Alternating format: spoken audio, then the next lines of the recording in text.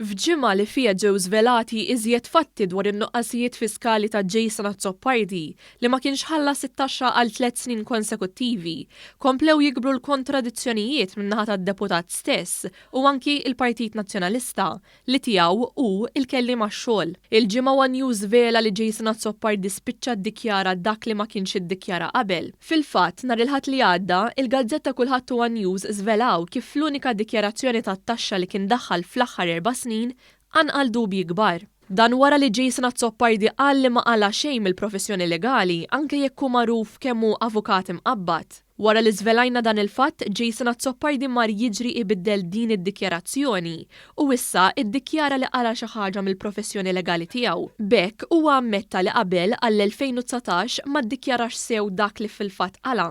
Din il-ġimgħa Jason Azzopardi għażel li ma jweġibx għajr li fil-jiem ta' qabel ġab skuża bil-proċeduri tas-separazzjoni. Din l-iskuża ma niżlitx sew b'mod tajjeb ma' bosta, hekk kif huma ħafna li jkunu għaddejjin minn dawn il-proċeduri u xorta jiddikjaraw xi flus ikunu qalaw. Id-deputat Nazzjonalista li ma kull ċans li jkollu tant ħambaq dwar ir-responsabilità politika u l-korrettezza, meta mistoqsi jekk għandux responsabilità politika xjerfa, huwa wieġeb li le. Dan qabel sabtinna l-biba tal-karozza u telaq lem. M'għandekx responsabilità xterfa, Dr. Azzopardi, inti ġifieri.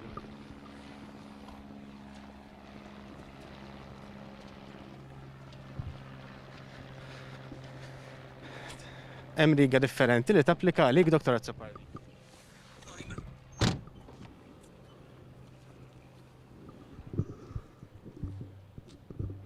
Dan l-aġir ta' Jason Azzopardi sab l-appoġġ tal-kap Bernard Grek li jaf tajjeb xi dnupa għamel Azzopardi għaliex bħalu għal diversi snin mħallas it-taxxa. Bl-awtorità fuq Jason Azzopardi mitlufa, Bernard Grek għażel li jiddefendi u jerġa' joħroġ u għad-deputat li jenu jsir kap tal-Partit Nazzjonalista. Ġifieri ħadibqa' ma tieħux closed. Case closed. Riga differenti mad-deputati tiegħek. Case closed.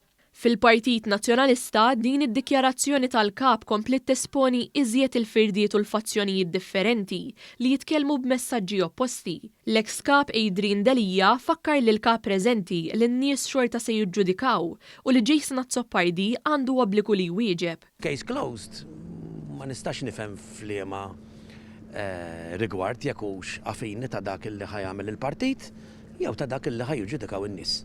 Meta jiġġudikaw in-nies m'hemmx case closed u case opened, jekk jiena kelli jew għamilt nuqqas irrispettivament minn jekk xi ħadd ħax passi, huma x'inhuma l-passi amministrattivi kriminali fil-Partit, nies xorta qed jiġġudikaw ta'.